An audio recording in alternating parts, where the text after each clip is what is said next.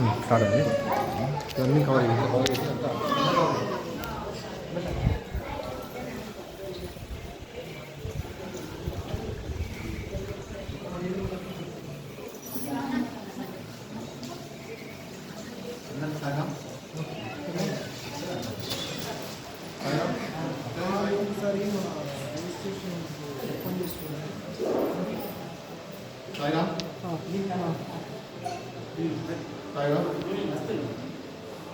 అందరికీ ఒకటి సాయిబాబా సచరిత్రలోని ఒక నీతి కథ చెప్తాం మీ అందరికీ. ఇది 10 ఒక్కరి జీవితంలో ఉపయోగపడే కథ. దీనివల్ల మన పుణ్యఫలాన్ని పెంచుకోవచ్చు. ఈ కథ వల్ల సాయిబాబా షిరిడీలో ద్వారకామాయిలో ఉన్నప్పుడు ఒక తరచి వాళ్ళ తమ్ముడు గురించి అన్ని తప్పుడు విషయాలు చెప్తాడు. ద్వారకామాయిలో సాయిబాబా లైవ్గా ఉన్నప్పుడు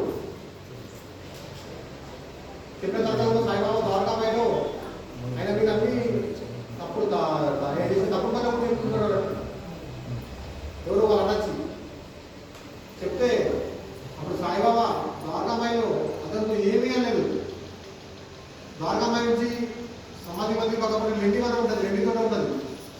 లెండి తోటకు వెళ్ళాడు సాయిబాబా. లెండి తోటకు వెళ్ళినప్పుడు అతను కూడా ఇమ్మడి వచ్చాడు. ఈ ద్వారకామాయిలో ఏ వ్యక్తి అయితే తమ్ముడు గురించి అన్ని తప్పుడు మాటలు చెప్పాడో అతనే మళ్ళీ లెండి తోటకు వచ్చాడు. అప్పుడు ఆ లెండి తోటలో మాటల్లో ఒక పంది ఉంటుంది. ఆ పంది మామూలుగా పంది మనకి ఏదో తెలిసా కదండి, అందరి యొక్క మలాముక్త విసర్జన తింటుందంట పంది.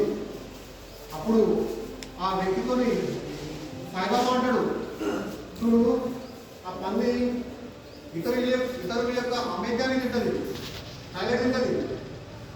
నువ్వు కూడా ఈ తమ్ముని యొక్క తప్పుడు మాటలు చెప్పావు కాబట్టి నువ్వు కూడా ఆ పందితో సమానం. ఆ పంది అయితే ఎంత రుచిగా తింటున్నదో నువ్వు కూడా అంత రుచిగా నీ తమ్ముని యొక్క తప్పుడు మాటలు చెప్తున్నావు.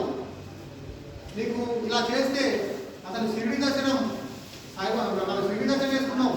అసలు దీనివల్ల నీకు ఉపయోగం ఏమి ఉండదు. ఇంకోసారి ఎదుటి వారి యొక్క తప్పుడు మాటలు తప్పుడు ఆలోచనలు చెప్పకొని సాయిబాబా ఆయనకు చెప్పి ఆయనను మంచి మార్గాన్ని నడిపించాడు సాయిబాబా.